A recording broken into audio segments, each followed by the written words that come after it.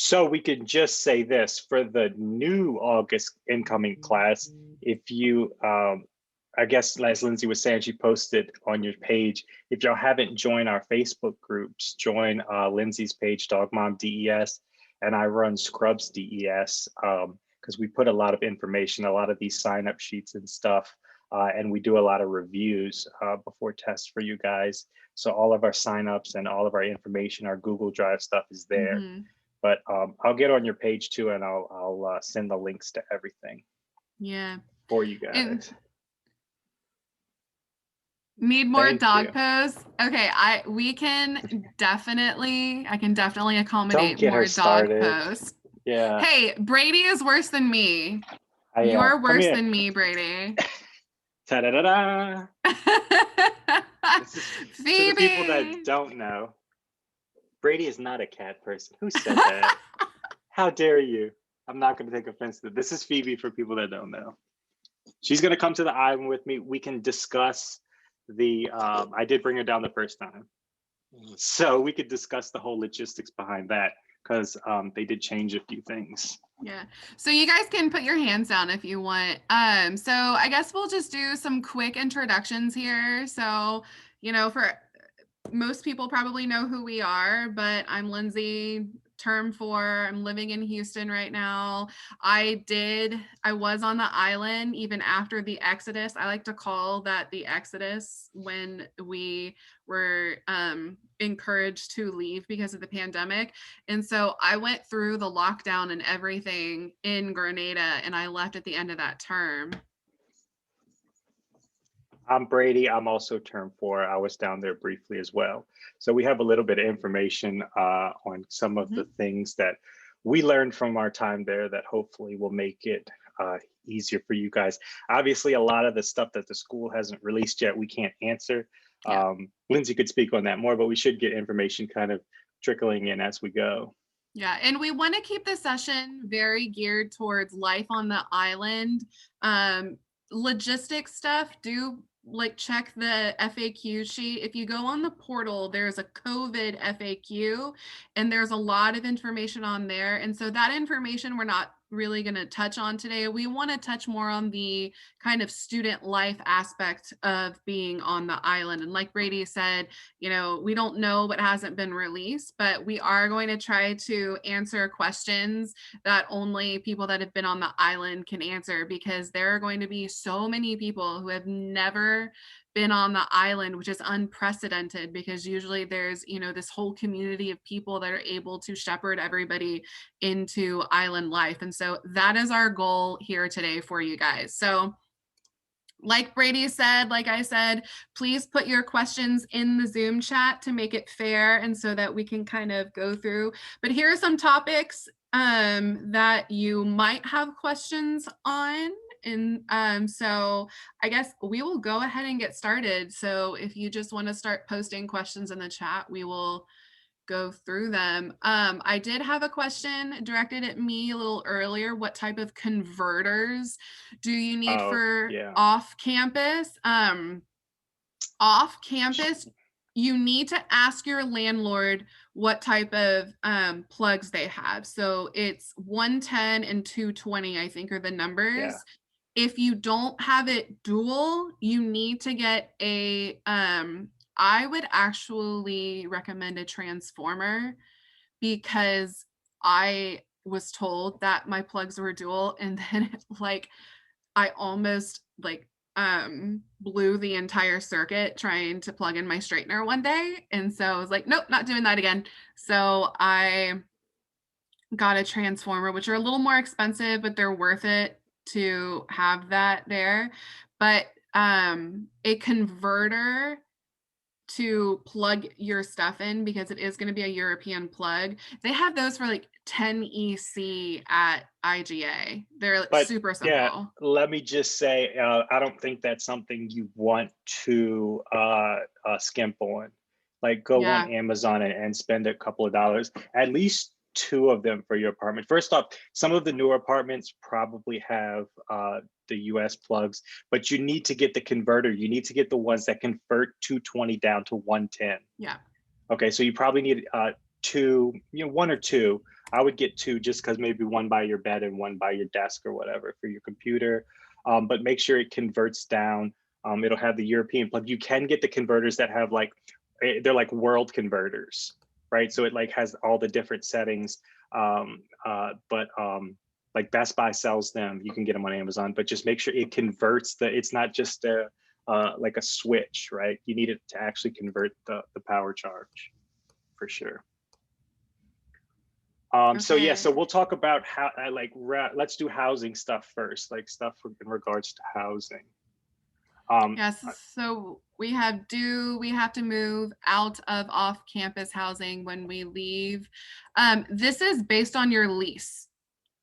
And so if you have, say, a 12-month lease, you can leave all your stuff there. Now, a lot of landlords will let you pay half rent when you are not there. So for summer breaks, winter breaks. But this is very, very, very important. You need to have it written in your lease, or they don't have to honor that. So if they verbally tell you or in an email tell you, hey, if you're not there, you can pay half rent, but it's not in your lease, then they don't have to honor it. So make sure that you are getting all of the information you can upfront with your landlord, and you do ask them, hey, do you offer half rent when I'm not there? And hey, we put this in the lease? So just be communicative with your landlords on that fact, and read your leases if you're doing off-campus housing. And even specifically, like say, not only that you're not there, but say for the months of June and July. Yes. Right. Be so those will very specific. Get a price on it. That's what my landlord did. Or the plan was. I kept my apartment down there, but I'm paying significantly less right now. But yeah, they were doing the half month thing for the summer months. Yeah, so, and my a lot of places do it. Yeah, and my landlord said if for any month that I am not there from the first of that month to the first of the next month. So they're going to define it for you too, because you pay month to month. And so it's not like you leave in the middle of one month and come back at the middle of the next month. You need to be very specific with your landlord about when you're not going to be there and what that means for your rent. So just set yourself up for success there and be very communicative. And for the people, so Lindsey and I both had our dogs down there. So we both lived off campus. We could probably answer a good bit of the questions because we had a bunch of friends that lived on campus. Yeah. But if for some reason we can't, we'll figure out, we can get the answer for you guys about on campus living. But I know it is a good thing, especially when you're your first time down there, you kind of can get a lay of the land. You're close, you're on campus, everything's kind of, so you can kind of gauge what you're doing, and then you can go look at apartments when it is time for you to move out. So it is a good thing to do the on campus thing. I know some of the August class and stuff are doing it directly off campus, but fortunately there are good websites, and there's people down there that can get videos of these apartments and stuff. But if you are living off campus, the sooner you can get that locked up, the better, because they will fill up fast. And ideally, if you don't have a vehicle, which we'll talk about that too, you can get someplace closer to campus, maybe walking distance. Yeah.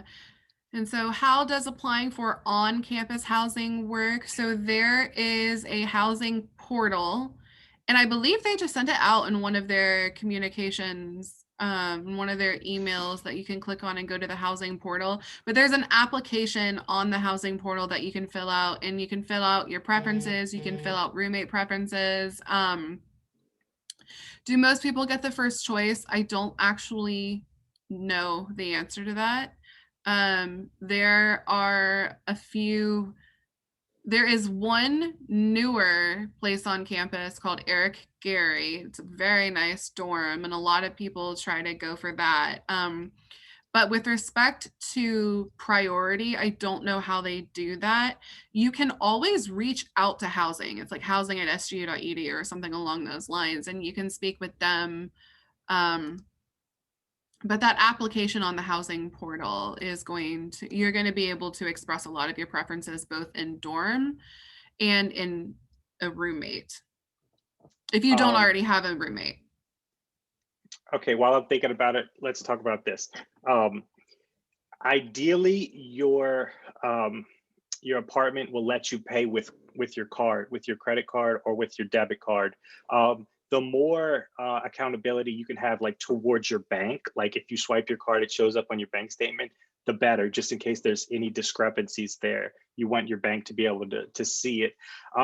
If you do have to pay in cash, obviously you want to get a receipt from the apartment complex afterwards. My advice would be, this is just a little thing, but come rent time, some of the ATMs, especially the ones right around campus, because so many people are getting out cash, will run out of money.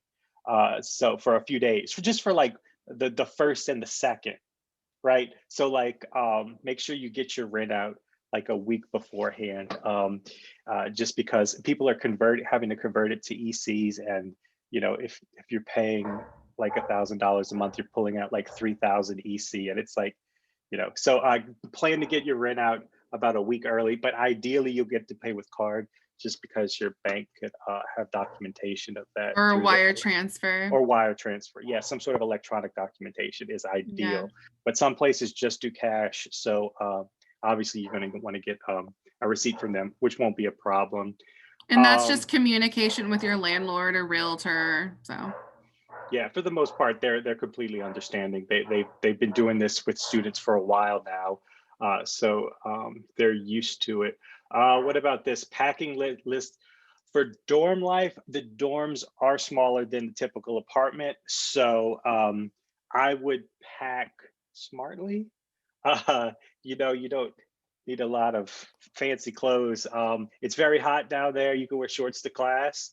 You know, stuff like that. You don't really need a lot of fancy stuff. Ideally, you could bring down kind of just what you need the first term, and if you could kind of see if you could bring more or less the next term. You don't want to get stuck bringing too much stuff down there. Obviously, if you have a place off campus, bring as much as you want. Really, I think anything more than like, what do you think, Lindsay? Like 2 suitcases? That's probably sufficient. yeah, Including all of your I agree. electronics and stuff too. 2 big suitcases, and then like a backpack with your electronics. That's probably as much as I would do for a dorm, and it'd be even you know, for flying wise, that would probably be as much as you want to bring. And again, you could always bring down more stuff next term. I like made sure to bring a coffee maker like in my suitcase. Oh, and so that's the thing. The term 5s, there's usually like a campus garage sale for the term 5s to sell stuff. And so that's also an avenue for you to get things that you didn't think to bring, or you know, want to get a little cheaper. And that's also a way for term 5s to get rid of stuff that they don't want to take home.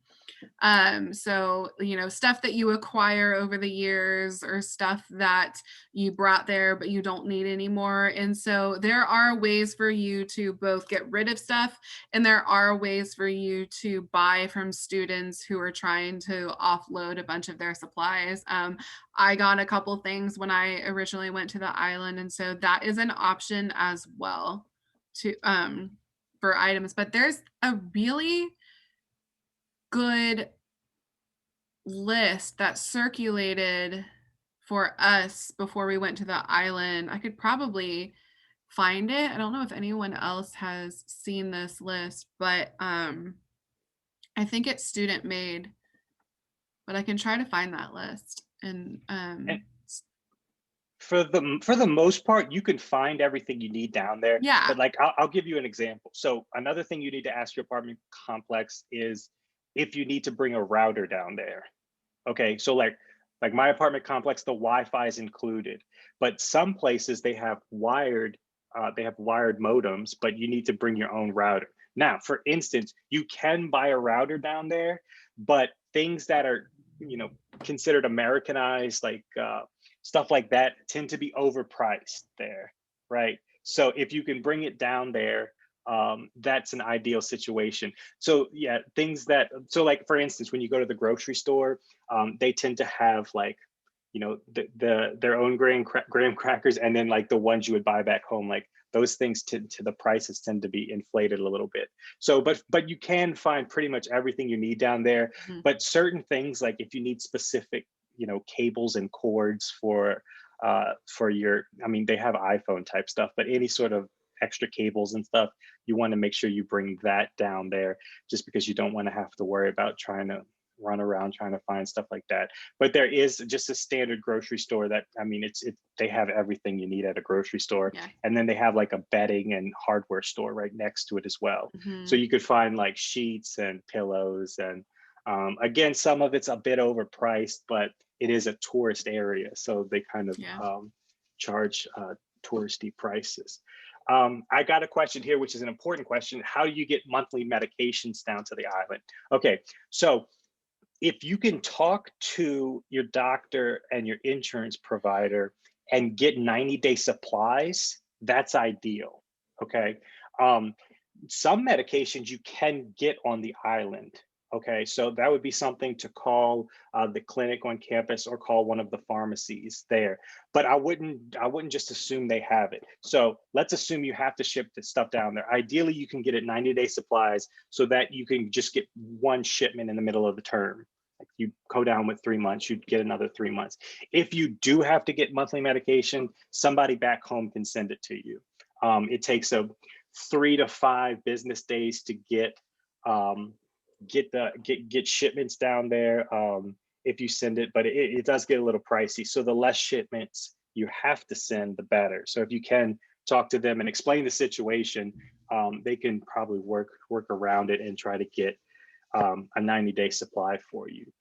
But yeah, that is something you just have to be on top of it. Like the day you can actually refill it, again, talk to them beforehand, but the day you can actually refill it, somebody needs to get there, refill it, and get it down to you as soon as possible, right? So you don't miss anything.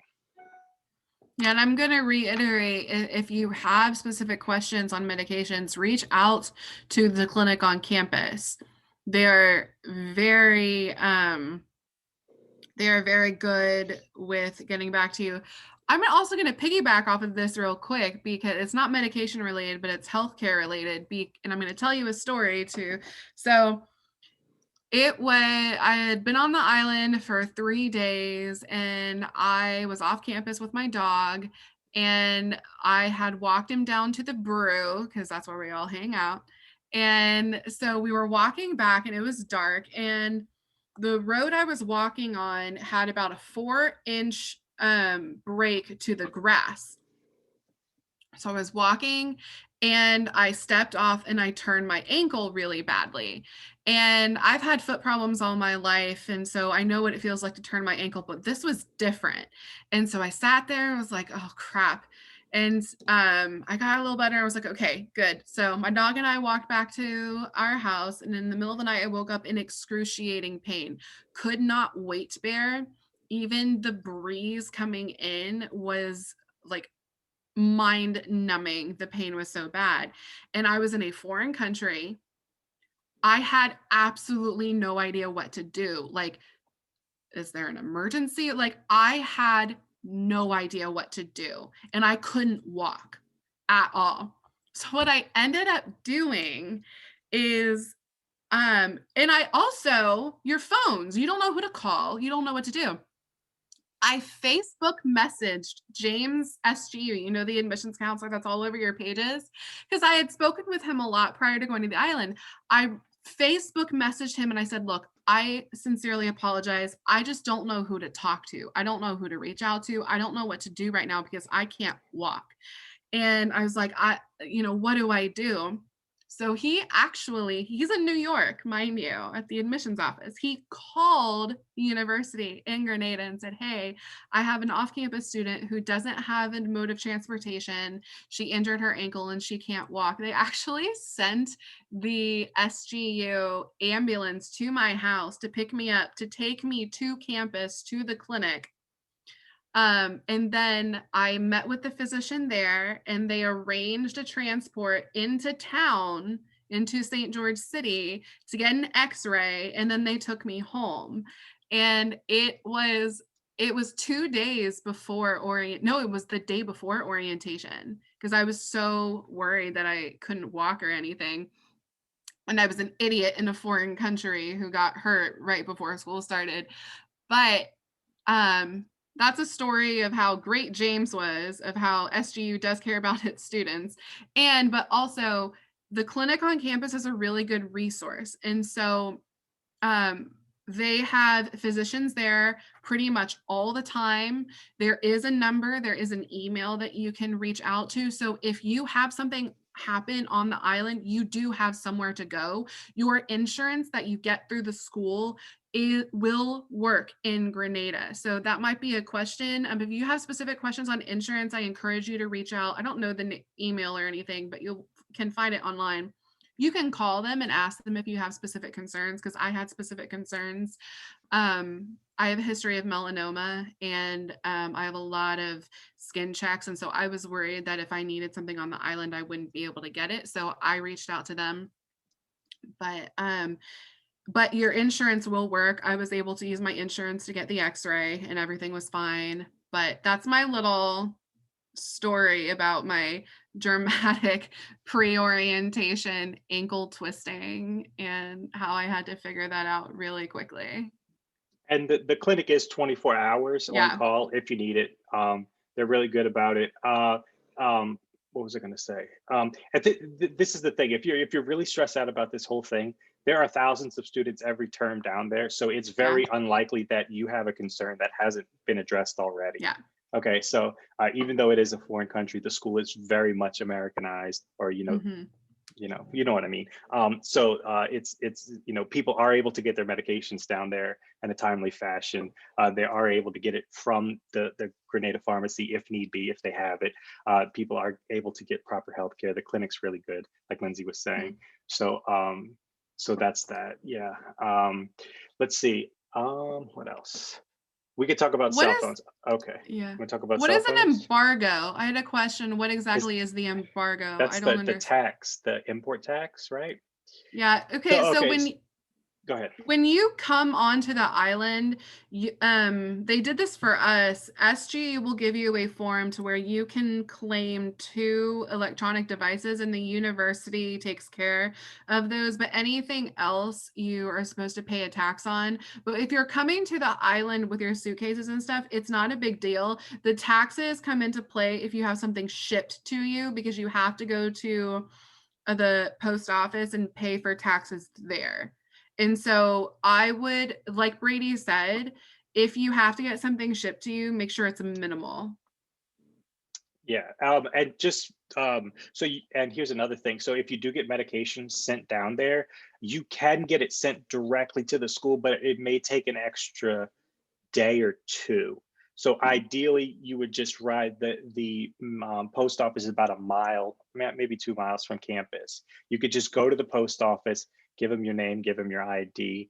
You'll just pay a little bit, maybe like $10, $20 EC, and they'll give you unless it's like electronics, and then they'll charge you a little bit more. But ideally, bring all your electronics and all your chargers down there with you, and the converters, of course.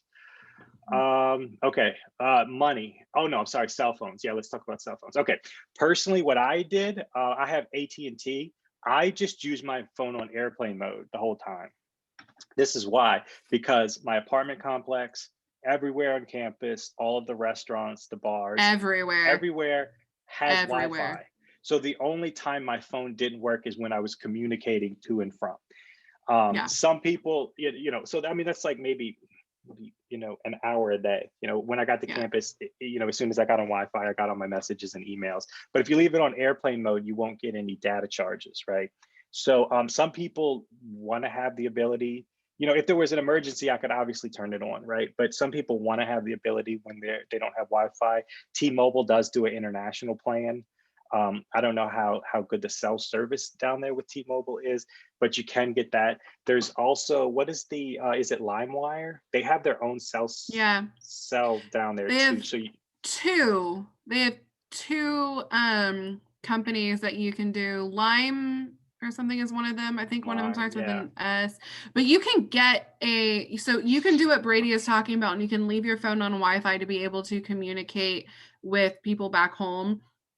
And then if you want to get a Grenada number so that you can communicate easily within Grenada, those cell phone companies are available to you. Me personally, I got Google Fi, and I love Google Fi. And so it's naturally an international plan. You don't have to set up an international plan. And so I left, my phone was on the entire time I was on the island. I could text, I could call. There is a slight fee for certain calls and stuff.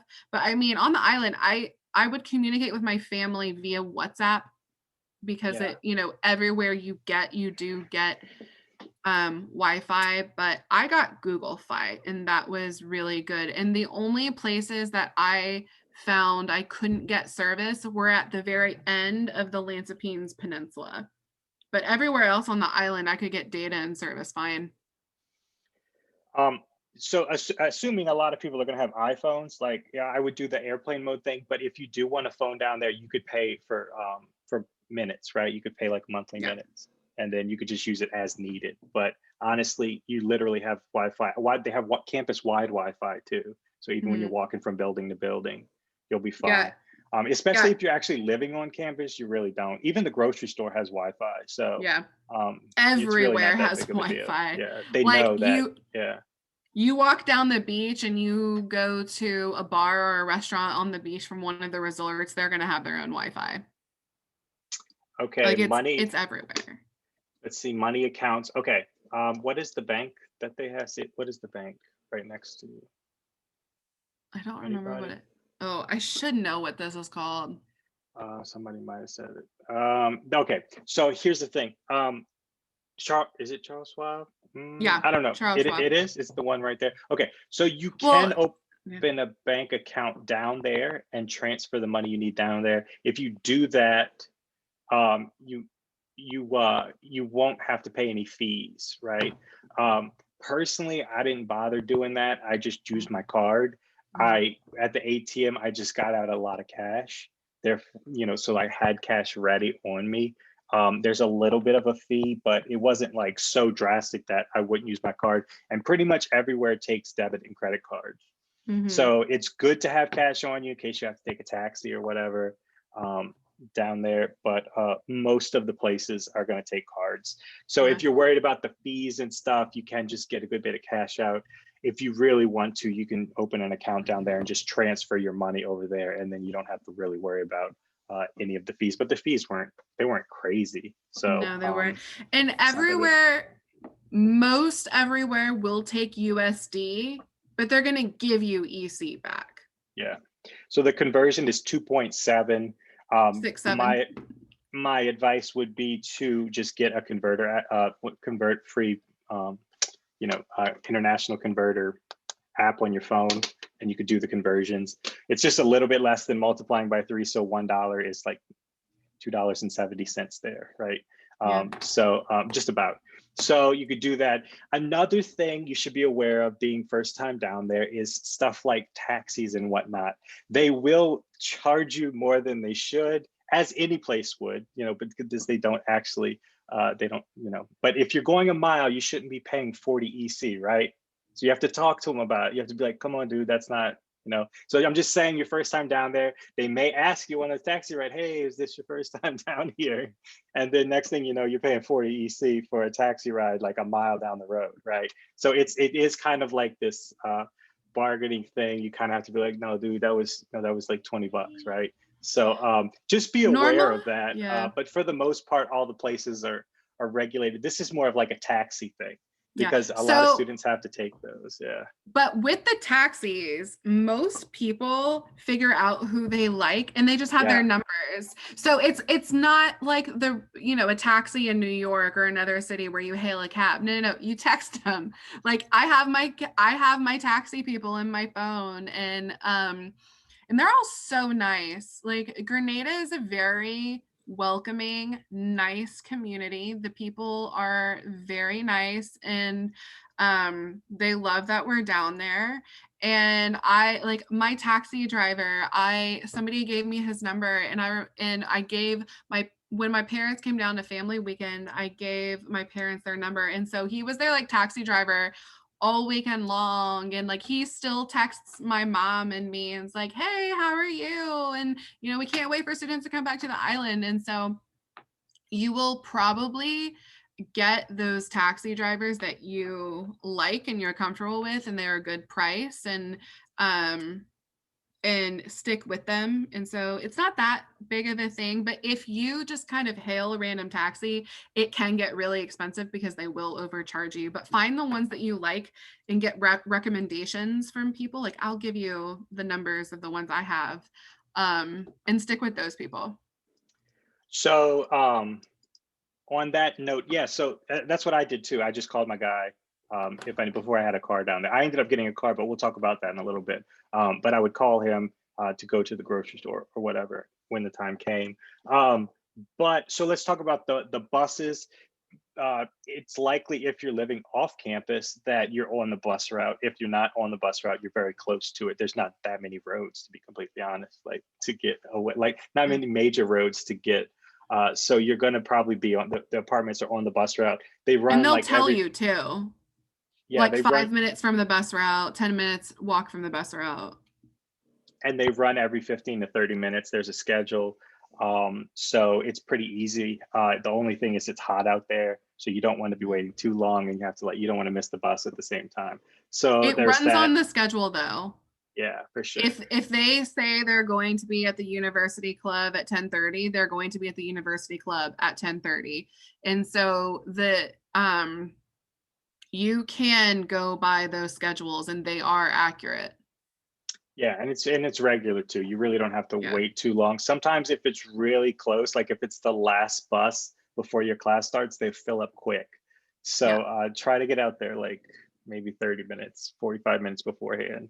But let's talk about this. Okay, so like for instance, those that are living off campus that have to go to the grocery store, you can take the bus there and you can take your groceries and put them on the bus and drive back. What a lot of people do is they'll take the bus, even if you're on campus, you'll take the bus to the grocery store. Once you get your groceries, you could take a taxi back. It's not that expensive. And there are taxis outside the grocery store waiting. So even if you're on campus, they'll just drive you back to campus, because I get it is kind of awkward when you got like 20 bags of groceries and you're on a bus with people that's full. Well, and if you live off campus and you want to go to the grocery store and you don't want to take a taxi. Now, this is I'm not going to lie to you guys. This is a little bit of an ordeal. You have to take the bus to campus, then to the grocery store, then back to campus, and then back to your neighborhood. And so if you are solely relying on the buses to do a grocery run, it's going to be an event.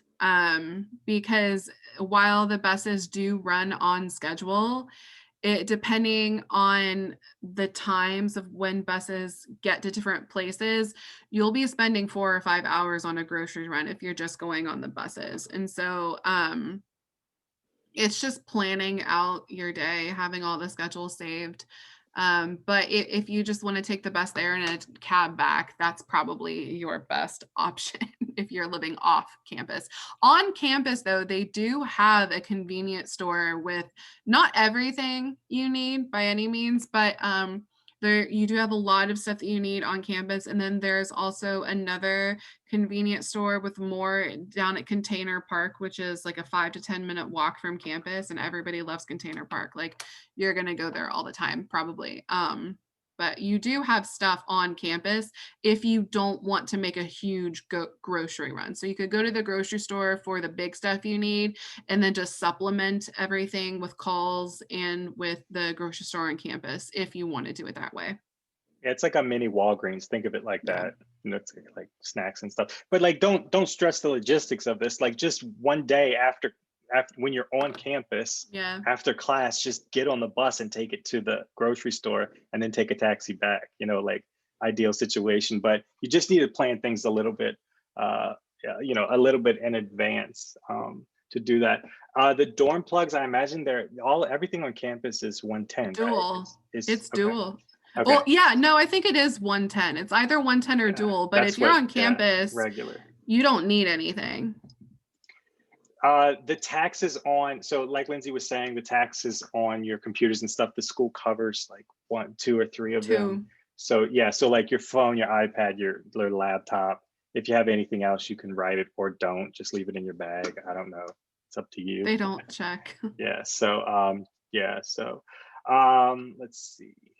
Said, would you recommend Books. bringing your books down there? So if you started August 2020, no.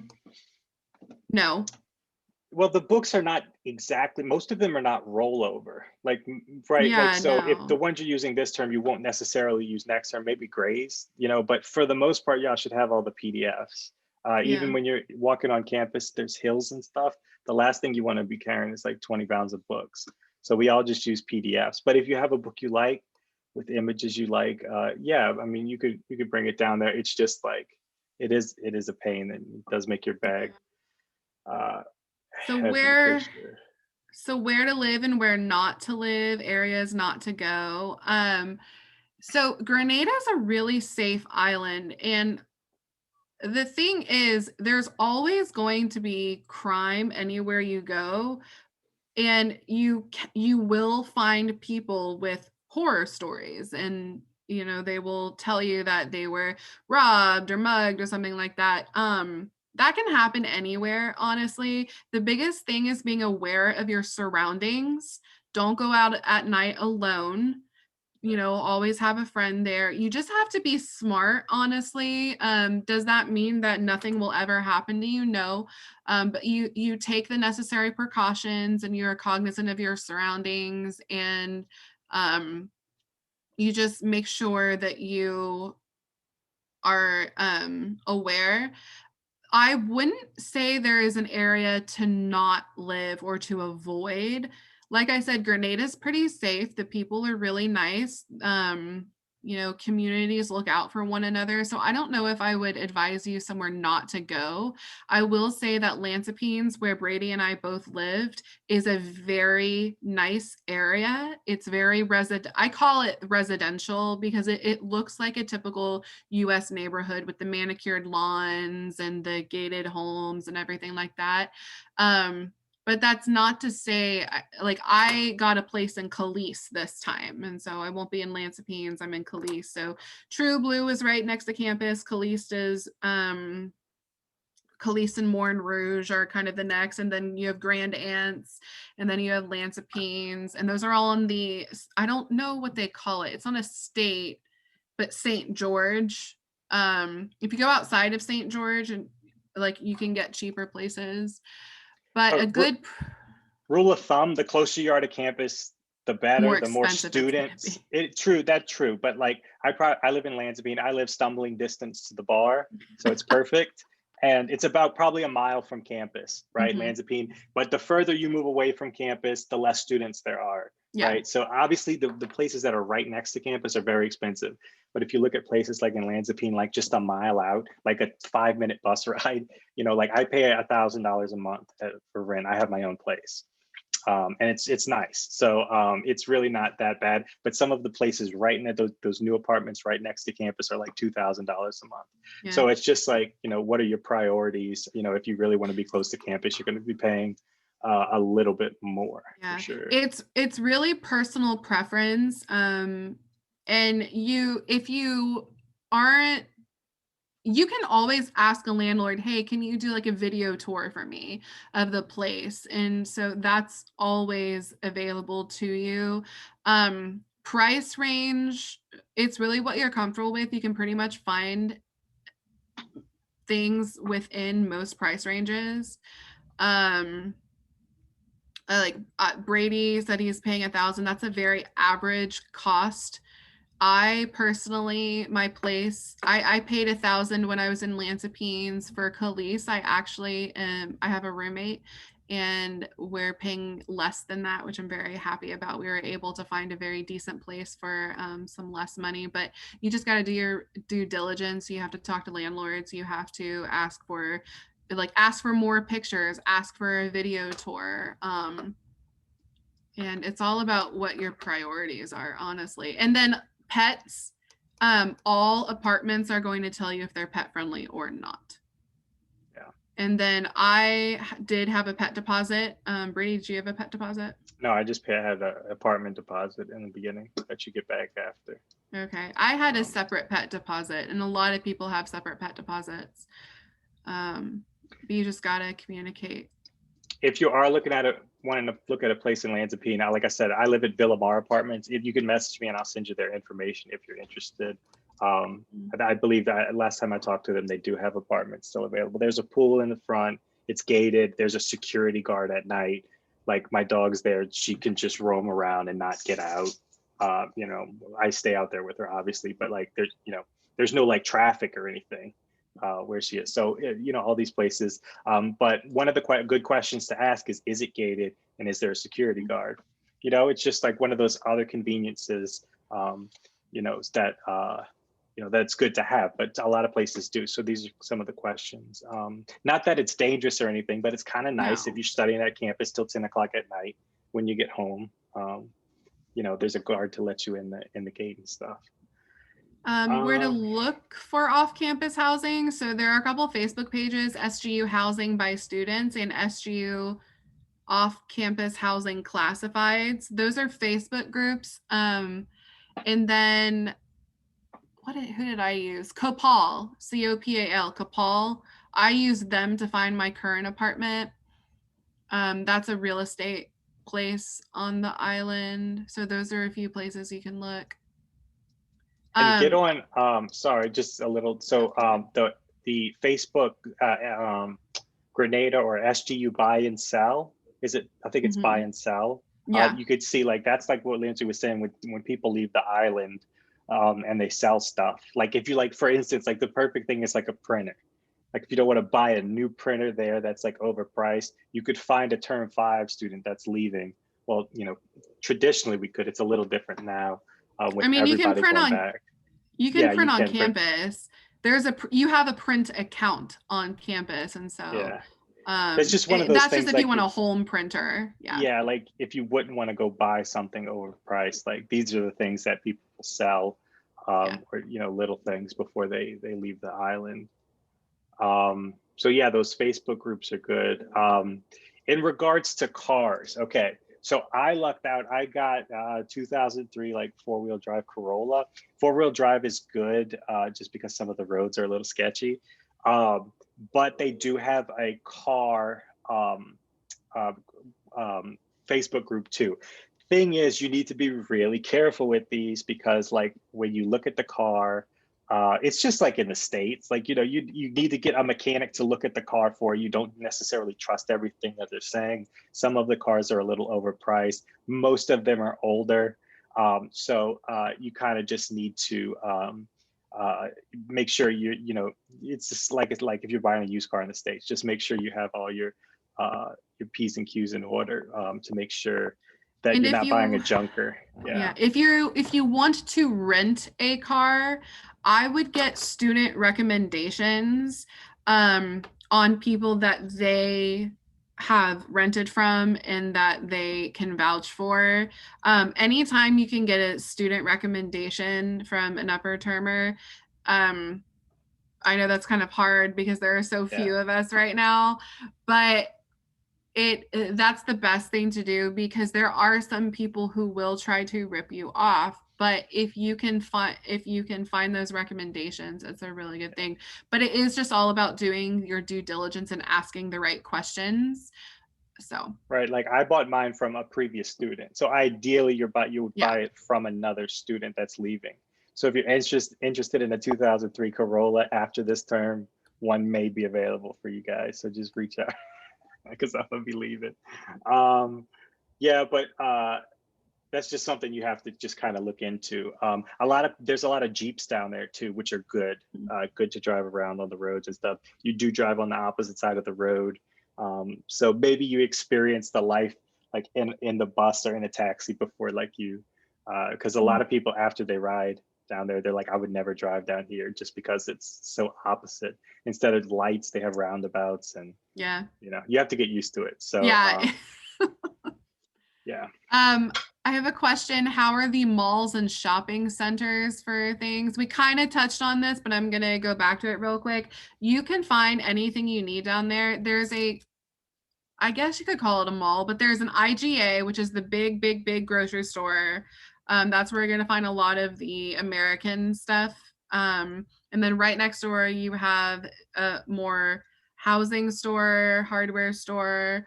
But then there's another, you have an Ace Hardware down there that has anything you could possibly need for your home. Um, but you can find anything down there. But But consider it a tourist area, right? Like stuff you're going to yeah, buy down there is going to be a little bit more expensive.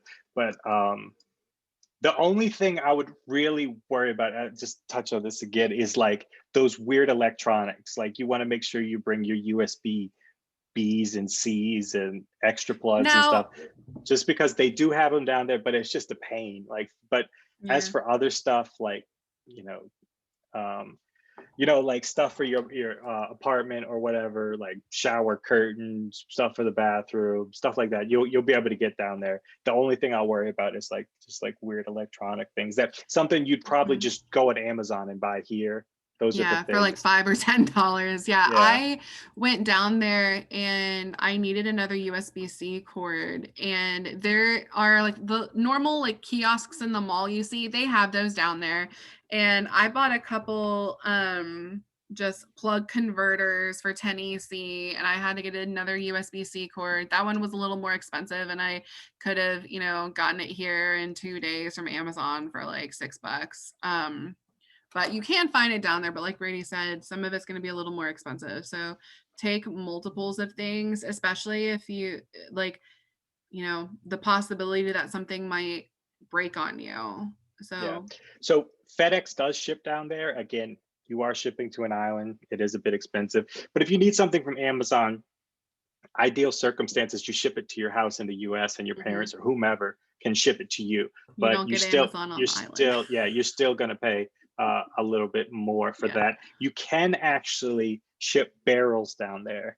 I Hmm. think it's like somebody told me 250, I think Cassidy told me it was a 250-pound limit in the barrels. So if you really wanted a whole bunch of stuff to be shipped down there, somebody can. But again, it Hmm. gets a bit pricey. Yeah. Some of them, And if you ship yeah. out of Florida, are not as bad. But if you have to go from California to Miami down to the island, those Mhm. barrels do get a bit pricey. But so if it's like just a one-time thing, you just need like all your stuff down there, and you're going to be down there for a few years, maybe it's That worth it. might in for those of you on the call, if you have families, I don't know how many are going down there right now, but I knew a few people who had families and were going down to the island, and their intention was, I'm getting a place for 2 years and I'm not leaving in that 2 years. And so if you are one of those people, it might be really beneficial for you to do a barrel or two, to have a bunch of stuff that you want in your home there. If you're living in the dorm, and this kind of goes really well into the next question I wanted to, that somebody asked, is it worth bringing down kitchen equipment or stuff like that? So in the dorms, you're going to have pretty much everything you need. A lot of apartments are also going to have pretty much everything you need. Now, you need to ask, this is another thing that you need to communicate. A lot of apartments will have absolutely everything you need, plus some, and some places won't. And so communicate that with your landlord. You can bring stuff down there. You can also buy stuff down there. If you're living in the dorms, if there are a couple of things like or just personal that you really want down there, you can bring them. Coffee makers. Yeah, Coffee coffee makers. makers. Figure that out. Bring your coffee maker down there. They do have coffee. You can get coffee. Um, they have coffee shops on campus, but again, you're gonna be rushing to class. Bring your Mhm. coffee maker. Figure it out. They have smaller ones now. The Keurig cups. What I did, I brought a bunch of Keurig cups down there, but you're gonna run out quick. Even if you bring like 100 of them, that's not a lot. Well, you run out pretty quick. Promise. They do sell, like, I don't know if y'all are familiar with this, like where you could get like, it's like a cup filler, and you put like Yeah. and you can Mhm. actually put coffee grounds in it, and you put it in your Keurig. So you could buy them off Amazon. They're just like empty cups, and you put like Mhm. what's that the filter thing in the coffee, and then you put it in. So buy those so that at the store you could just buy coffee grounds and use it in your Keurig. Mhm. That's what I ended up doing. So And they that do yeah. have like Dunkin' Donuts coffee, Starbucks coffee. That's actually really expensive if you get it down there. But then they have all the local stuff, and the local stuff is really good too. So if you don't need like your name brand, American name brand stuff, like you're not going to be at a loss for coffee or anything like that. But I endorse what Brady just said. And being a guy, I bought like 3 plastic plates for my apartment. So like don't stress the whole like you don't need like Yeah. your But cutlery and stuff. there are a lot of good restaurants though. There are a Yeah, for lot of sure. good Really good. restaurant Yeah. places, and it isn't too expensive. Like a typical medium priced meal is like 20-25 EC, and with the 2.67 conversion rate, that's $10 or less for A a lot. good meal. Yeah, a lot of them are walking distance from campus. Yeah, so you'll Yeah. be good there. Personally, I don't cook in general, and being Brady not doesn't having cook. not having a lot of time too. Like if you Yeah. don't have time, like I literally would eat Subway pretty much every day on campus, Mhm. and at night we would just go get something to eat. Like at Oh, and yeah. on So campus, there is a lot of good food on campus. You have a Subway, Subway, yeah, it's called New York Bagel, and I think that one's open 24/7. it I is. don't know if Yes, they serve everything on their menu 24/7, but it's I'm pretty open sure they do. 24/7. Okay, good. I've gone there like at midnight before Oh when yeah, I'm studying. post Um, bar, yeah, and they that's a have good food. local vendors at different points in like the campus is huge, and there's also like a huge hill too. So like at the bottom of the hill at Bedford near the beach, you have the like everyone's favorite Cuban restaurant. He's fantastic. There's also like a little chocolate ice cream smoothie place right by the beach, and then up the hill there's it's called what's the coffee place there? I forgot. Mm, I don't know. There's a Oh yeah, coffee that place on good. campus. Yeah, yeah, the And new one. Yeah. then outside of that place there's food all over campus, all over campus. So you don't have to worry about starving. Yeah, and like I said, walking distance from campus, just like a 2 or 3 minute walk outside of campus. There's a Hmm. ton of places. There's a place called Container Park where they just have a bunch of little like not kiosks, but like Food little truck kind of food things, but trucks. they're Yeah, like but they're it's not nice. food Yeah. trucks. That's where everybody goes. That was one of my favorite things after small group in the morning, because we had small group at 8 a.m. We would all walk to Container Park and get coffee and just sit and chill and get breakfast, and then go our separate ways or study or something. And that's where you like congregate after exams, and you get your drink, and reminisce and provide moral support for everybody. Yeah. So let's see what else. Wi-Fi calling definitely works down there. So that's Yeah. primarily what you're going to use. Like I said, I just left my phone in airplane mode just so I wouldn't get any like crazy data charges. Um, Oh, yes, here's a really your oh cards are going to work down there, Visa credit cards, but you're going to want to have cash on you just in case you need to take a taxi or something like that. There's a really good question. Is there a pediatrician on the island? This is one of those things I would reach out to the insurance company if you're using the SGU insurance. Remember, it does work on the island. SGU has a relationship with a lot of places on the island. They will take your insurance, but they will be able to tell you what is available on the island. So reach out to the insurance and school, because the school has a contact, and then reach out to the clinic on campus to figure out what your options are. That's a really, really good question. Yeah, I don't know if any of the clinic doctors are dedicated pediatricians, but they're general Yeah. practitioners, so they could Yeah. definitely see kids down there. But I imagine at some place, there's like a neurologist down there, so I imagine there's a pediatrician if you need some specialty care. Yeah. Conversion rate has been 2.7 as long as Yeah. we will Yeah. post I this don't know video if it's later too. changed. Yeah, Yeah. we're gonna post this if y'all need to go.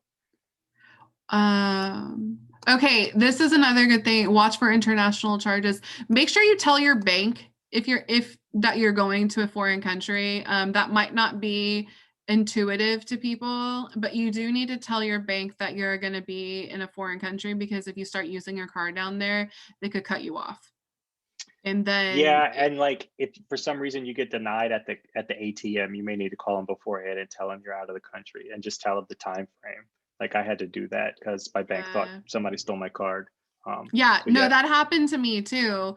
So, and I even told my bank, and it got, and so they cut off my card, but they had already shipped a new card, and so my card had been deactivated. And of course, I had no way to access my money on the island because I just had my debit card. But thankfully, it was before my parents came down, and so they were able to bring me the card that was sent to my house. Let's see. Robberies. Yeah, there's no guns on the island, which is great.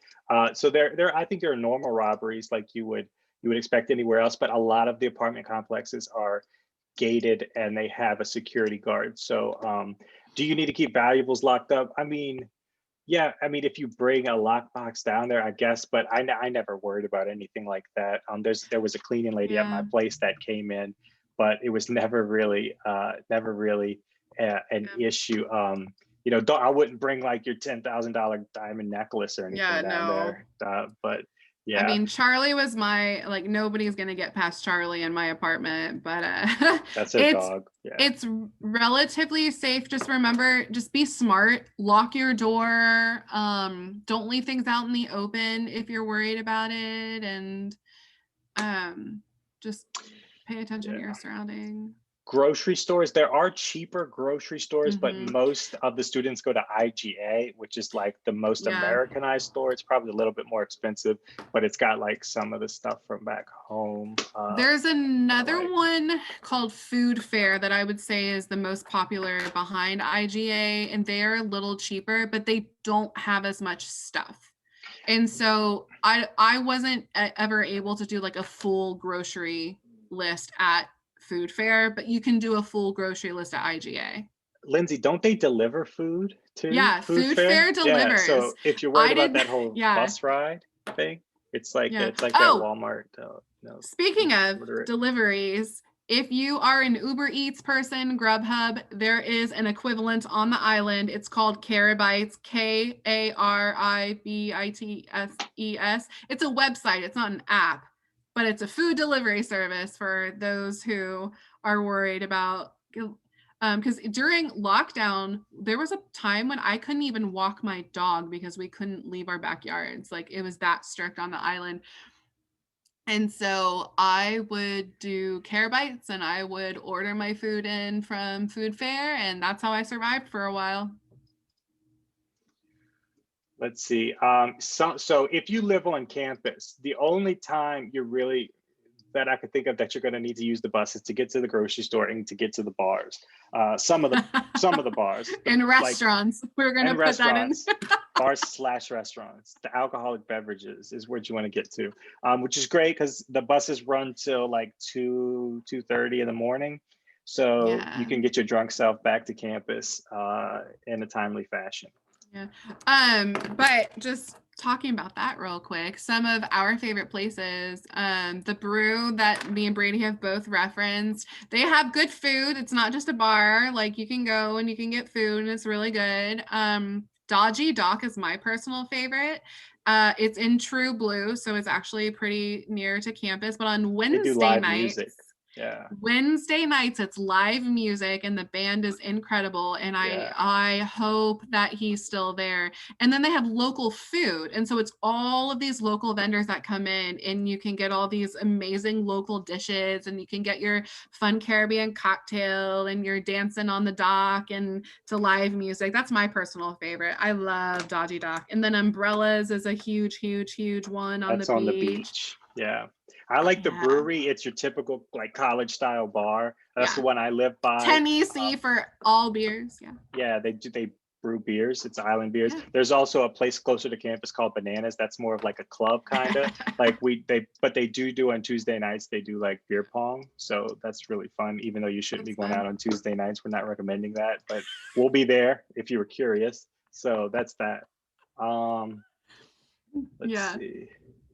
What else? Yeah, but other than that, you're really not, you don't have to go too far away from campus for Yeah, you anything, really really. don't.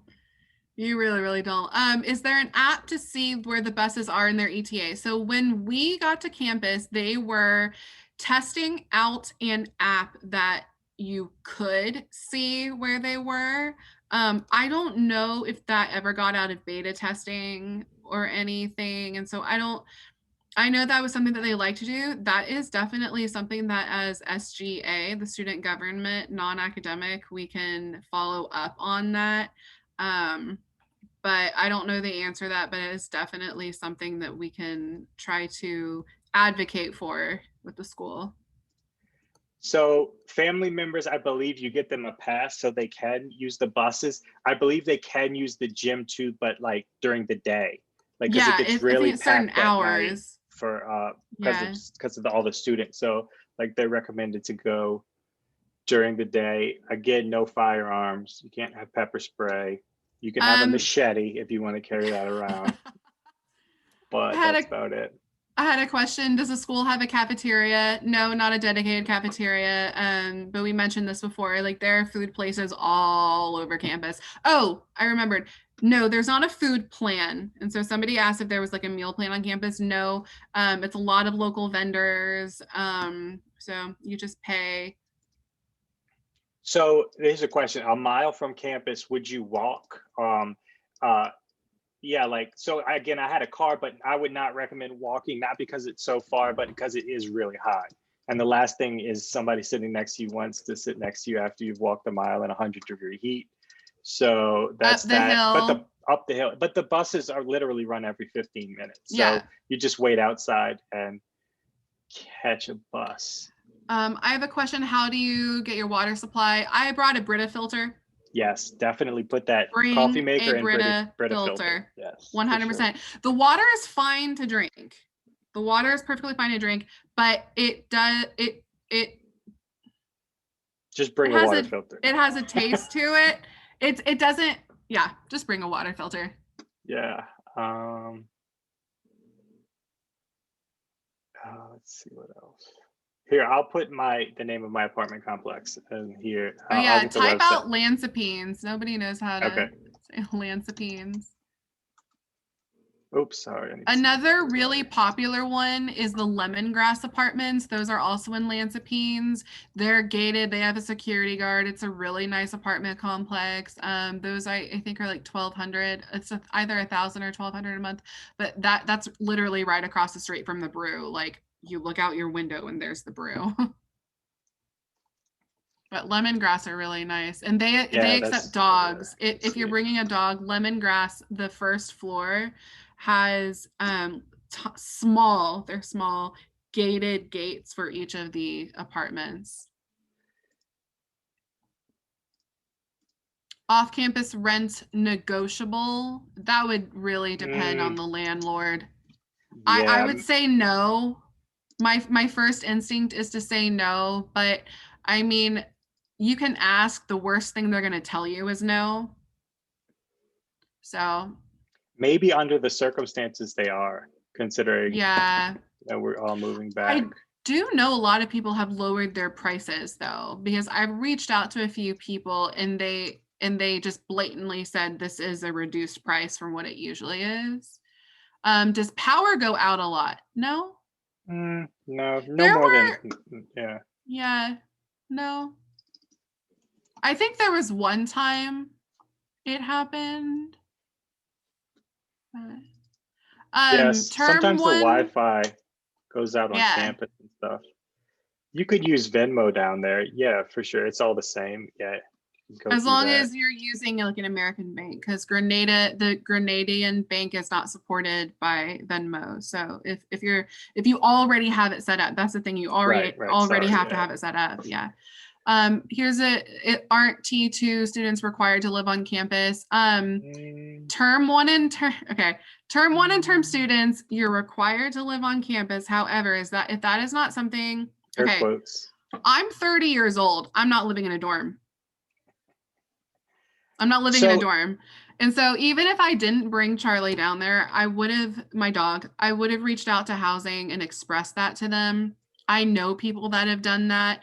The reason they want you to live on campus is because you're transitioning to a foreign country into medical school, and living on campus is going to aid in that transition and decrease the amount of just extra stress. However, I wasn't going to live on campus. I didn't like dorms when I was in college, and so I that was not going to be an option for me. If you have concerns about living on campus, reach out to the housing department and express those concerns and say, you know, I know this is a requirement. I understand that this is for our transition. However, I feel that living off campus is the best option for me, and just tell them For that. instance, my buddy got approved to live off campus. He said his girlfriend was going to be going down there regularly to visit, and he got approved. Yeah. So Just have a good reason. have a decent reason. Yeah. True or false, but whatever. It's not, yeah. True, obviously. Find a Yeah. girlfriend and then tell her to come down there. Or boyfriend. Scooter rentals. Yes, a lot of people use scooters down there. It's a Yeah. convenient way to get around. It's fairly cheap. You can get them $1,000, maybe $2,000, but then again, you could sell them after. So like, Yeah. again, for the car, same way. Like I invested in a car, but when all said and done, I'll probably lose, you know, 500, $1,000 on the car because when I sell it. So even though it was an investment, once I sell it, I'm going to get my money back. It's kind of like, so oh, that's funny. Okay. Yeah, so so it is an investment, so you will get your money back. Same thing with the scooters. You can get them, you can buy them new. There's a ton of them down there. I don't know if you rent them, but you can buy a scooter. Yeah. But then again, like when you go to the grocery store, you have to be mindful, Yeah. like groceries on your handlebars or in the seat Yeah. compartment. So you probably can't carry as much stuff, but yeah, that's a cool way to get around for sure. You can park pretty much anywhere. And look, don't bring surge protectors down there. I had one and it blew up. It protected me from a surge, literally. I actually know what a surge protector actually does now. Yeah, no, so this is what I did. I tried to plug it like literally like surge protect. It had a surge and it protected. Like it broke and like smelled like smoke. I've never seen it actually happen before. So what I tried to do is I tried to put the converter in, and then I plugged the surge protector into the converter and thought I could use that. But I actually had two separate ones and they both blew up. So don't do that. Don't do the surge protector thing. For whatever reason, that I don't think the converter from 220 to 110 is like a perfect system. And so when the surge protector got more than the 110, even though it may have been just a little bit more, it activated the actual system. So don't plug in surge protectors. That's why I would try to bring down like at least two of those little converters separately, because you're not going to be able to do this, a surge protector. Okay, we have a question about products on the island: toothpaste, shampoo, tampons, deodorant. I did bring down multiple of toothpaste and shampoo and everything, but you can find everything on the island. Yeah, honestly, you can find absolutely anything you need. Mostly on campus, even. Yeah, that little Walgreens on campus. on Yeah, campus has that all little. That stuff. It has absolutely everything. The campus Walgreens. It has everything you could possibly need. Yeah, but like if you like your specific brands and stuff, I mean, most of like they have Colgate, like the normal toothpaste, Crest and stuff. But if you have like your fancy shampoo and that you need to bring, you probably need to bring it. So yeah, but is dry it shampoo. Cost effective? Is it cost effective? It's a little bit more pricey down there, but just a little bit. Like it's not. Yeah, you can get everything you need there. I would fill your bag with clothes and stuff more than worrying about too much of that. Yeah. I have a question trying to figure out cribs down there. I would actually, on like the student buy and sell, I would just post on there, hey, this is what I'm looking for, and see if you can get hits on that. Ace Hardware has a lot of good stuff. If you are bringing a pet, Ace Hardware is your friend. FYI. Let's see. Now, the dorms I'm pretty positive that the dorms have all cooking utensils and plates and everything. Can somebody confirm that? I'm like 98%. I'm like 98% positive. I don't think we have any T4s in here that were on campus right now. Yeah, but Footwear again, during. if you do have to buy utensils and stuff, it's not that big of a deal. It's not that, yeah. Footwear during rainy season.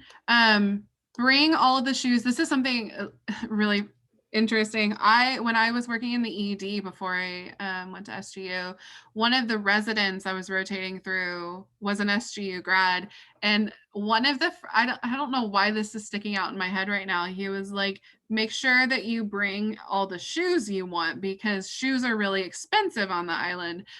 And so yeah, shoes are really expensive and shipping stuff to the island is really expensive. So I have foot issues and I can't just buy any pair of shoes. So I brought like 2 pairs of good sandals, 2 pairs of good tennis shoes. And so I would bring what you feel like you need to the island with that respect, in that respect.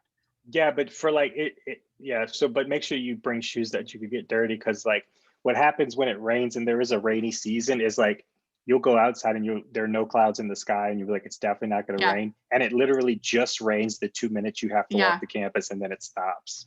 So fall like is going to be the rainy season too, and so torrential downpours. I carried a small umbrella in my bag for that. But yeah, like I don't know, girls bring those boots, those little colorful boots y'all like. Guys could, flip flops, whatever. It's not a big deal. But yeah, bring a couple of pairs of stuff. Don't forget your bathing suits. The campus of ready-made meals that you could freeze. I mean, there's a freezer thing. It's more like frozen food already. I don't know if you can get ready-made meals for that. Not on campus, I don't think. No, you probably have to make your food and then freeze it yourself, but a lot of the freezers even are small, so I don't know how practical that is. Yeah, I really like cook for the week. I like this question. Is there a farmer's market? Yes, there is a farmer's market. There is a nice fish market in town. If you want to wake up at the crack of dawn and go into town, you can get really good fresh fish, really cheap. They will take cash. Like I said, most places will take USD. Farmers markets and stuff, I feel like you just need EC. But when you go to the bank there, you're going to get EC. You're not going to get USD. Like nowhere on the island are they going to give you USD. So whenever you go to the ATM, when they say 20, it's 20 EC. So yeah, that's not going to be sure. Yeah. Don't give them a $20 bill. They mean 20 EC and you walk off. They might not remind you. Campus gym is really, really nice actually, but it does get crowded right after, because people like to go right after class. So it tends to be crowded, but it's really nice. They have a lot of treadmills and stuff, but yeah. They do have classes too. They have workout classes. Spin classes, workout classes. There's a good bit of weights and everything. So yeah, it's just, you just have to find a good time to go. But it does tend to be crowded at different times. You want to talk about the study spaces, Lindsay? Oh yeah, so there are open study spaces and there are individual study spaces. So the building names you're going to hear us throw around are Taylor, Belford, and Modica, or we call it Mod, upper and lower Mod. Each of these buildings has multiple levels. So both Taylor and Modica have individual study spaces on the lower levels where it's like cubicles, and those are silent study places. Like if you go in there, you're expected to be silent and study on your own. Upper Taylor, Belford, and Upper Mod are open study spaces, so it's a really big open room with big tables and whiteboards everywhere. And so you still want to respect everybody, but in there you can like group study, you can talk to each other. Belford has a lot of levels. Belford is where small groups are going to be held. The library also has a lot of spaces. There are multiple levels, and that's also pretty silent study, individual study. Lower Belford is like a big hangout space, but it's open. Everyone loves Belford because it's open. On the lower Mod is open too, but lower Belford is open. You have big whiteboards everywhere, and you can just go get a whiteboard and you can sit there and study with a group. So there are a lot of places on campus that you can study. My favorites are Upper Taylor and Upper Belford. Upper Belford, yeah. So like Upper Belford. again, the outside places are cool during the day because some of these places actually have classes in them, like that where we like to study. But after like 5 or 6 p.m., they're all open. We usually go to Upper Belford. It's really big, and but yeah, all these places. Some places do get cold, so don't forget to bring like hoodies and stuff for on campus, right? Sometimes, I know you're living on an island, but like yeah, on campus does get chilly. So Upper you need to Taylor. If you spend too much time in Upper Taylor, you will get frostbite. Like sometimes I would sit there and I would have to go make like a snack run because I was so cold in Upper Taylor. Like my fingers would get so cold that I couldn't like write or type anymore. So you do so in addition to what you carry on campus, like Brady said, you have a little umbrella. 100%. You need umbrella. Water. Please, please, please carry a water bottle with you at all times. It is very hot. You sweat a lot. It gets humid. And don't quote me on this. I think that one of the biggest reasons students check into the clinic on campus is dehydration. So there are water bottle fill-up stations literally all over campus. So umbrella, water bottle, and a jacket, like a sweatshirt kind of jacket. So those are the 3 things I had on me at all times on campus. And you can get a locker on campus too. So if you are living off campus, just keep a hoodie or whatever, a few things in your locker, even your books if you don't want to carry your books home. I believe, well, if you're living on campus, you could just go get your sweatshirt or whatever. It's not that big of a deal. So I have a question about I don't know if I know the answer to this. For those that are concerned with diet restrictions, if you were to ask a vendor, is this gluten-free, would they be able to answer the question? I doubt it will be. I doubt it will be gluten-free. Yeah. Like maybe if you go to a restaurant, I don't think the vendors or anything are like intentionally. No, yeah, that'd be tough. But yeah, maybe at the restaurants. The restaurants are more high end. They're based around tourism. So but that would be something. Yeah, that's a good question. I don't think I wouldn't rely on the outside vendors that are like selling stuff on the corners. But on that note, the fruit that they sell, like in these little things on the side of the road, are like amazing. We forgot to tell you this. Coconut. Really important. If they do this when we go back on campus, there's an egg guy, a local farmer, and he brings eggs, and you can get like a huge little thing of eggs for super, super, super cheap. And I don't know if it has a name, but there's a fruit market on campus, like Tuesdays and Thursdays. It's a different vendor, and you can go in and you can get all sorts of local veggies from farmers, and they're cheap. They're so cheap. It's you have to have EC, you have to have cash, but like anything you could ever want, they'll have there. So you can get eggs on campus. And you can get the nice local fresh fruits and veggies on campus. Like you can get a lot, and it's really good pricing. And next to the brew, I think there's always like a little farmer. Yeah, he's out there all the time. He sells a bunch of stuff. Yeah, and a bunch of fruit. On that note, support the local farmers. Like the local food is so good. And it's fresh, and especially since we'll be going back and we haven't been there for a while, support the local farmers, support those local businesses, because it's so high quality. It's awesome. And like the hot sauce they make down there, and the chocolate and everything. They make their own chocolate. It's very good, actually. Yeah. And so I could probably reach out to some of my upper term friends that have moved on and get names and numbers of places. That's actually a really good idea, to reach out to all of my upper term friends and get names and places of local farmers and stuff like that. I'm gonna try to do that. I'm gonna do that, guys. It's a good idea. best bars, we kind of talked about this. So we go to the beach during the day, umbrellas, you can get drinks there, you can get, you know, food and stuff, and then go walk. It's literally on the beach. At night, the brewery where I live is like a really good place. It's like a college bar type stuff. The Bananas, which is closer to campus, is more of like, I mean, they have like a bar up top and they have a downstairs where they have a dance floor and stuff like that. So that's fun too. That's pretty much where we go, just because it's so close to campus and it's on the bus route. So did you say Container Park? Container Park's good. They have karaoke sometimes, which is funny. Yeah, on Thursday nights. Thursday night karaoke. Yeah, but they have a few bars in Container Park. Yeah, so you could go get drinks there. You can get food there, and just hang out. So it's very college oriented kind of style. So post exam, yeah, it's a good time for sure. And when we first get down there, I'm going down there the first week of July 7th. So I'll be down there a few weeks early to get things situated with IEA and everything. And then Lindsey, you're coming the end of a few weeks later, End of right? July. Yeah, July 28th. So we'll be down there.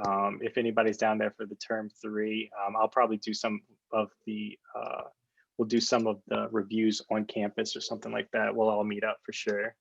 Yeah. The buses are free for students. Yeah, you just have to show your SGU. ID. At the SGU buses. There are public city buses that are like $2.50 EC. It's like less than $1. So there is a welcome team at the airport, and they kind of guide you to where you need to go. If you're going during those peak times, there's always taxis outside of the airport to bring you where you're going. You do have to move off campus for term. You're supposed, you can apply to the lottery and maybe be able to stay on campus. But honestly, by the time you get to the upper terms, most people want to move off campus to get it's cheaper to live off campus. Well, okay, it depends on where you go, but you can find cheaper places off campus than on. Yeah, and if you're adamant about it and you're a term 1 or term 2, you can, like I said, reach out to housing. You could find a place off campus.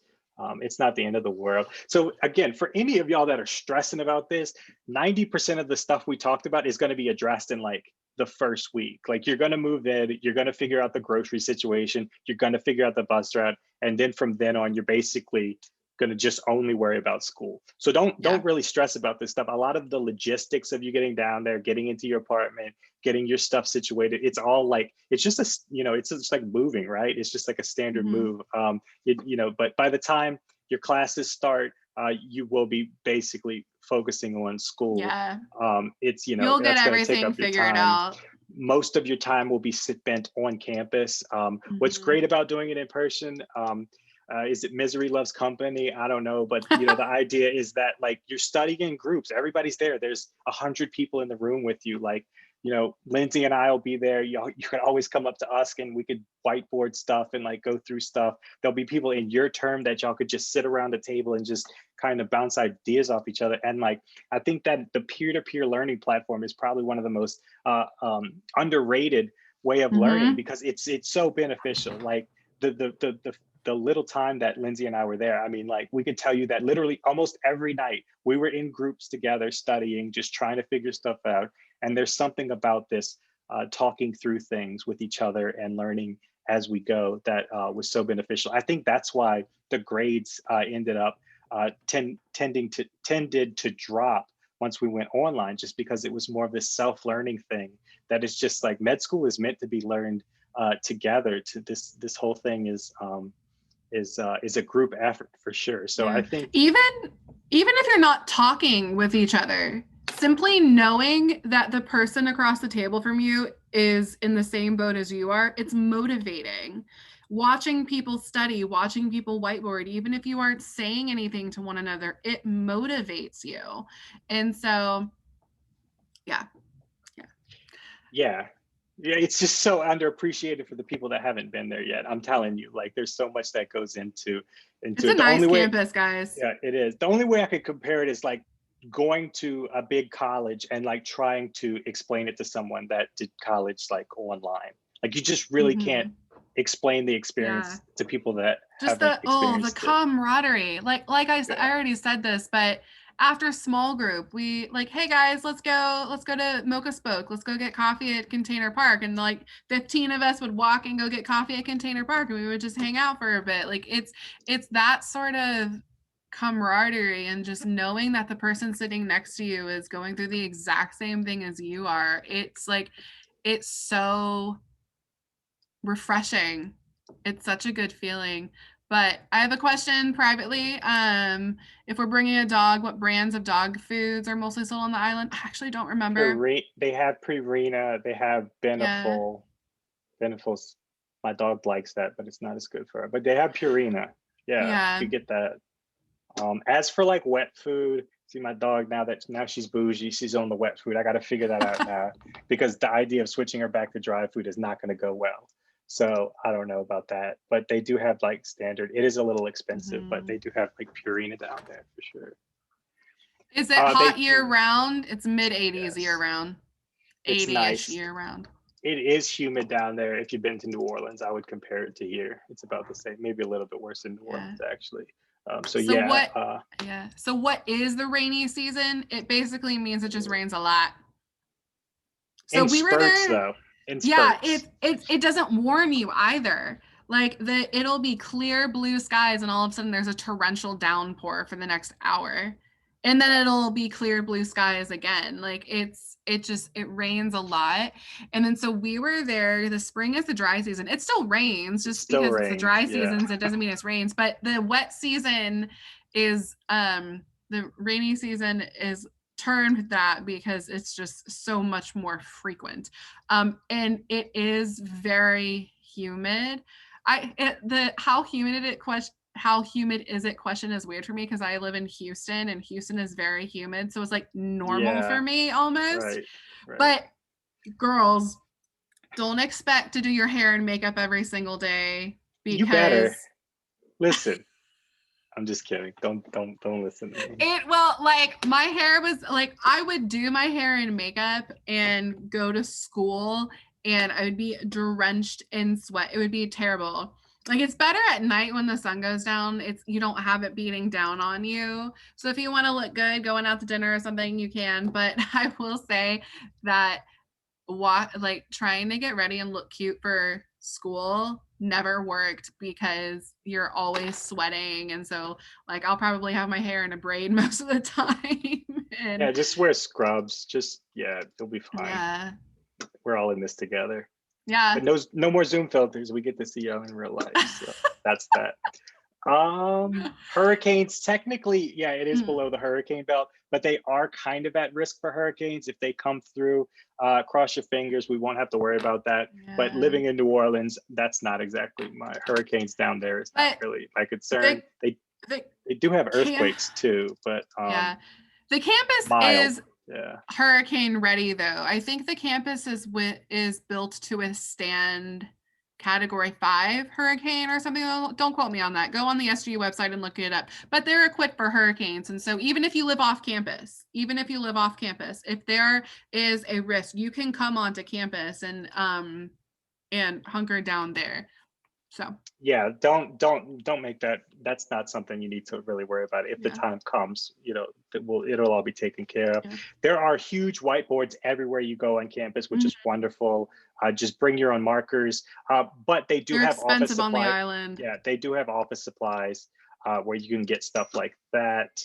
But it is very expensive on the island. Like, so I bought whiteboard stickers off of Amazon that I could put in, make a whiteboard wall in my apartment. They do have whiteboard stickers in the bookstore on campus, but it is significantly more expensive. And so if that's something that you want for yourself in your dorm room, or if you're living off campus, I would bring it down with, because it doesn't take up that much space in your suitcase, honestly. But I would, I brought all my dry erase markers and everything down there. So, monkeys, you can go see monkeys. You have to go on a tour to see monkeys. There's no monkeys on campus, just cats. They say don't feed the cats, but they're very hungry. So do what you want to do. Spice Island. Yeah, they have all kind of good stuff. Yeah. And there are so many cool places that you can get these spice gift kits or something like that. Like the cinnamon, the fresh cinnamon down there is the best cinnamon I have ever had in my life. Their little cocoa balls to make hot chocolate are fantastic. The next time I go down there, I am definitely getting a couple of those little spice gift bags packets and bringing them home for people because it's so much fun. And but they sell those in the grocery stores too. You don't have to go to like a local vendor. They sell them in the grocery stores. I'm not exactly sure what the plug is, if it's UK or EU. It's like the two prong, and then it's got like the safety. Yeah. I don't know which one it is. It's like the little safety plastic piece.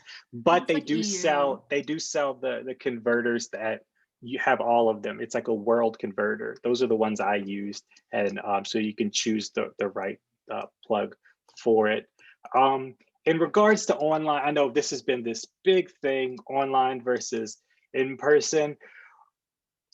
I can tell you that the people that were down there, they tend to want to go back down there. So that should speak volumes to you, whether, towards going back or not. Granted, I know people have their reasons. That's completely understandable. But we can say definitively that moving to the online platform did affect people's grades. So if it's an academic reason, you'd probably benefit from being there. Those sacrifices of moving and stuff probably would work out to your benefit. But again, it's everybody's personal decision. There's no judgment either way. But for Lindsey and I being in term 5, that'll be in term 4. There's a lot of clinical stuff that's being completely left out. This system would not be accredited if it was not such a serious situation with COVID, because there's so much being left out. So the idea that we could go back and get those clinical experience, that hospital experience, is going to be very beneficial. And it's just the idea that to be able to go to the hospital and stuff, like term 5s get to go to the hospital and do those rotations. It does go a long way. So again, it is your own personal decision, but I like to think that the idea of being there is definitely a good thing, academically, socially, psychologically, for sure.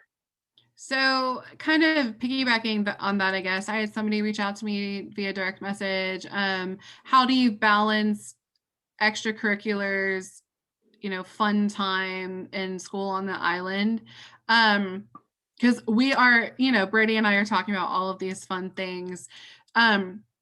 You have to be strategic with going out and doing some things. For example, if you are in an exam week, you're not going to find any of us at the brew or at Bananas.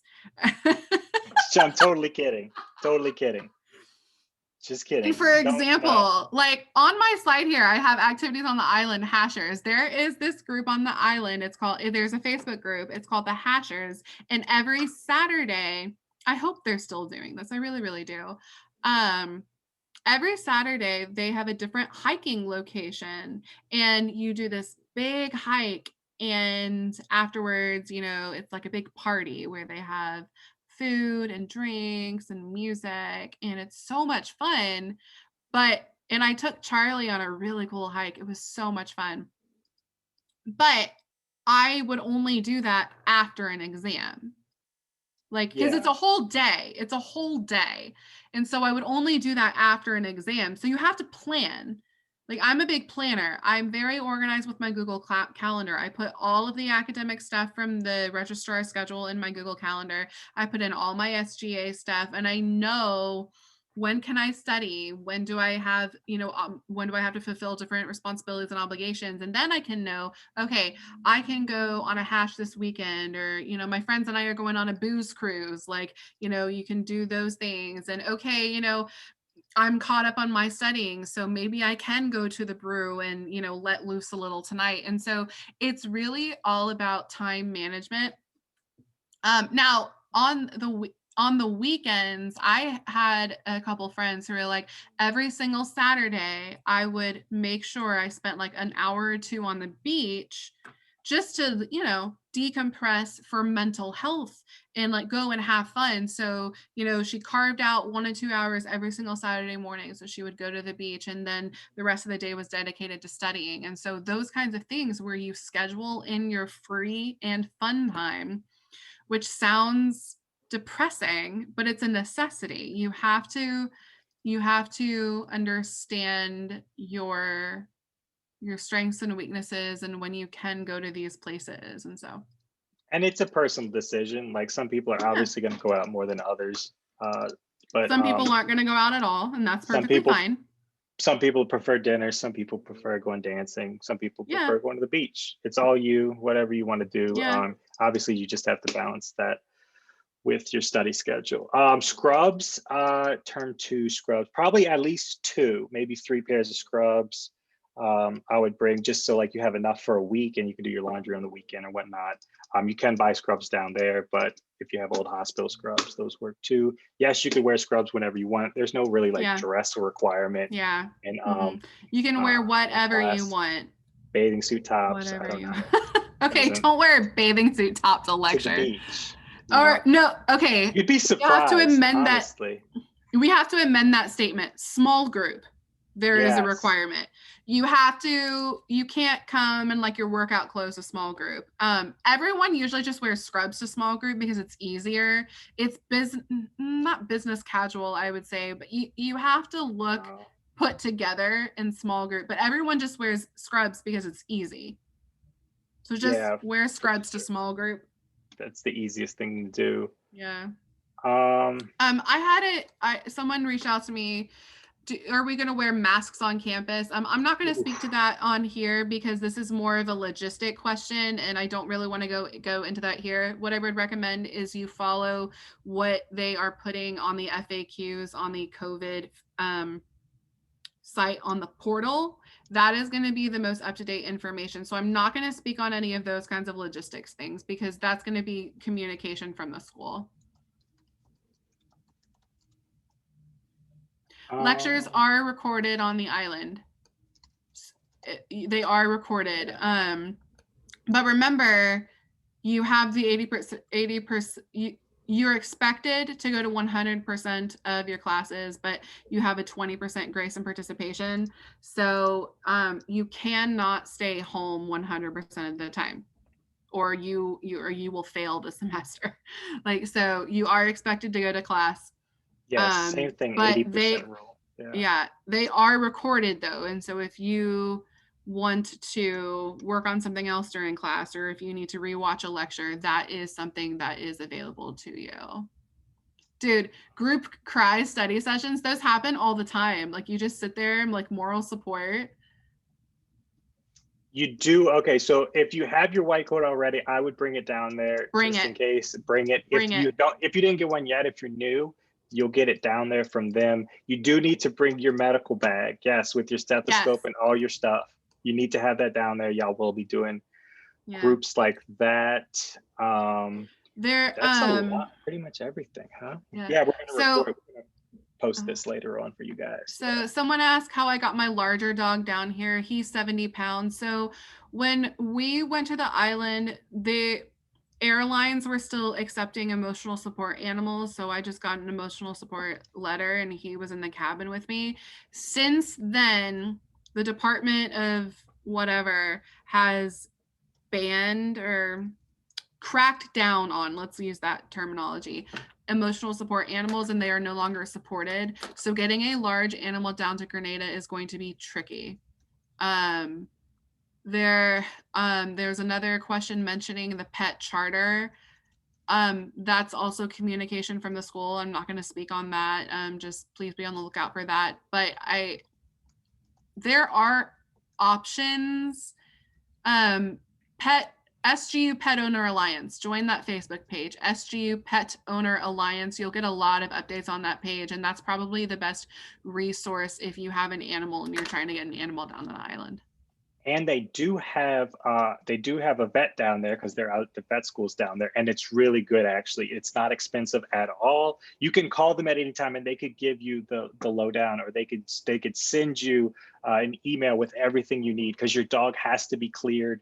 You have to have a certification of clearance within 10 days from the dog traveling. I had Phoebe listed as an emotional support animal. From my understanding, they're not doing that anymore. So you're gonna have to pay, like she fits under my seat. So you have to pay to have, so she can fly with me. Yeah, the pet fee. But make sure you do your due diligence if you're gonna bring an animal down there. I would recommend just calling the vet and be like, this is the size of my animal, this is what I want to do, please tell me what are the requirements, because you even have to have the Ministry of Health sign a certain form, and it all has to be within certain days from travel. And that you can find out that information on the SG Pet Owner Alliance Facebook page. They have some really good resources on there because it's a community of people that love their animals. So you can find good resources there. Can we get non-dairy milks there? I don't remember. Like almond milk and stuff. I don't remember. Does SGU give its students a white coat? Yes. For your white coat ceremony, you will get a white coat that has the SGU emblem on it. So hopefully we do intramural sports. I'd like to do that. But they we'll have had to that. see. Well, we just have to see. I would say in regards to COVID. Oh yeah. But I'm sure eventually it'll open up. We'll just have to see. I think they're going to play it very safe. That's the plan, and we'll just have to see how everything pans out as we do this. Someone asked about color of scrubs. It doesn't matter. You can wear whatever color you want. I like I'm boring. I wear like navy scrubs and black scrubs. It's so funny. You know how in hospital system, I was a medical scribe prior to coming to SGU. You know how in hospital systems, they have different color scrubs for each different position. So at the hospital I worked at, if there was, we were a big hospital system and we had a psych department. And so a lot of psych patients came through the emergency department to get either, a hold or, be admitted. And they used to give them light green scrubs. They were like paper. It was, they weren't scrubs, but they looked like scrubs. And so every time I see somebody in light green scrubs, I think psych patient, and like people would walk around on campus with light green scrubs and that was my association, was like psych patient. And I texted my friends that were still scribes. It was like, the joke was that, and it's not a joke. I'm going to retract that statement, but if you're in a psych patient room, you always want to make sure that that they don't get between you and the door in case that they're volatile and something happens. And so you would always stand in the doorway. And so it was like, looking for the doorway, like when I see the light green scrubs. That's a funny personal story, but you can wear whatever color you want. All right. Yeah, we can probably type something up. Like I said, I can reach out to some upper term friends and get like names and numbers of different farmers and stuff like that in different places. So, they usually do a family weekend, but with the COVID situation, I don't know. Typically, the family members would stay in a hotel or stay with you off campus if they want. But with the restrictions, if you do have family that goes down there now to help you, they have to follow the same protocol. They have to be vaccinated. They have to do the same quarantine. So yes, that's that. There's a question about exams and IMCQs. Again, that's more of a academic procedural question. So I'm going to refrain from talking about that in this session. And that's going to have to be answered from the university.